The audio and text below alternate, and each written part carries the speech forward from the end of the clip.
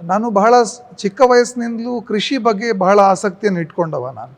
ನಮ್ಮ ಇಡೀ ಹಿರಿಯರು ಜೀವನವನ್ನು ನಡೆಸಿರುವಂಥದ್ದೇ ಕೃಷಿನಲ್ಲೇ. ನನ್ನ ತಂದೆ ಕೂಡ ಕೃಷಿಕರಾಗಿದ್ದಿದ್ದು, ನನ್ನ ಅಜ್ಜ ಮಾವಂದರು, ನನ್ನ ತಾಯಿ ಕೂಡ ತುಂಬ ಪ್ರಗತಿಪರ ಕೃಷಿಕರಾಗಿದ್ದರು.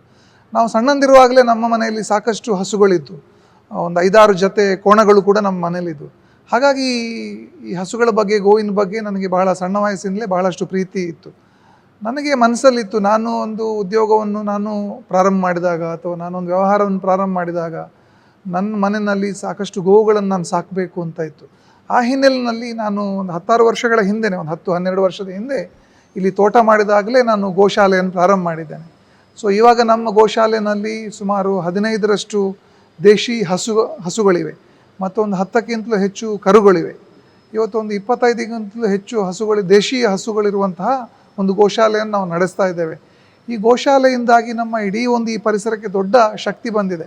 ನನ್ನ ಜೀವನದಲ್ಲಂತೂ ಅದರ ಒಂದು ಬಹಳ ದೊಡ್ಡ ಪರಿಣಾಮವನ್ನು ನಾನು ಅನುಭವಿಸಿದ್ದೇನೆ. ನಾನು ಒಂದು 6-7 ವರ್ಷಗಳ ಹಿಂದೆ ನನ್ನ ಬದುಕಲ್ಲಿ, ನನ್ನ ವ್ಯವಹಾರದಲ್ಲಿ ಸಾಕಷ್ಟು ನಷ್ಟವನ್ನು ಅನುಭವಿಸಿದಂಥ ಸಂದರ್ಭದಲ್ಲಿ ನಾನು ಈ ದೇಶೀಯ ಹಸುಗಳ ಒಂದು ಗೋಶಾಲೆಯನ್ನು ನಾನು ಪ್ರಾರಂಭ ಮಾಡಿರುವಂಥದ್ದು. ನನಗೆ ಎಷ್ಟು ಕಷ್ಟ ಆದರೂ ಬಹಳ ಸಂತೋಷದಿಂದ, ಬಹಳ ಶ್ರದ್ಧೆಯಿಂದ ಆ ಗೋಶಾಲೆಯನ್ನು ನಡೆಸ್ಕೊಂಡು ಬಂದಿದ್ದೇನೆ. ಅದು ಇಡೀ ನನ್ನ ಜೀವನದಲ್ಲಿ ನನಗೆ ಬಹಳ ದೊಡ್ಡ ಶಕ್ತಿಯನ್ನು ಕೊಟ್ಟಿದೆ. ಈ ಹಸುಗಳ ಬಗ್ಗೆ ಒಂದಷ್ಟು ಮಾಹಿತಿಯನ್ನು ವಿದ್ಯಾರ್ಥಿಗಳಿಗೆ ಕೊಡುವಂಥದ್ದು, ಅದರ ಬಗ್ಗೆ ಸ್ವಲ್ಪ ಶಿಕ್ಷಣವನ್ನು ಕೊಡುವಂಥದ್ದು, ಈ ಪ್ರಕ್ರಿಯೆ ಕೂಡ ನಮ್ಮ ಶಾಲೆಯಲ್ಲಿ ನಡೀತಾ ಇದೆ. ಈ ಹಿನ್ನೆಲೆಯಲ್ಲಿ ನಾವು ನಮ್ಮ ಗೋಶಾಲೆಯನ್ನು ಅತ್ಯಂತ ಪರಿಣಾಮಕಾರಿಯಾಗಿ ನಡೆಸ್ತಾ ಇದ್ದೇವೆ ಸರ್.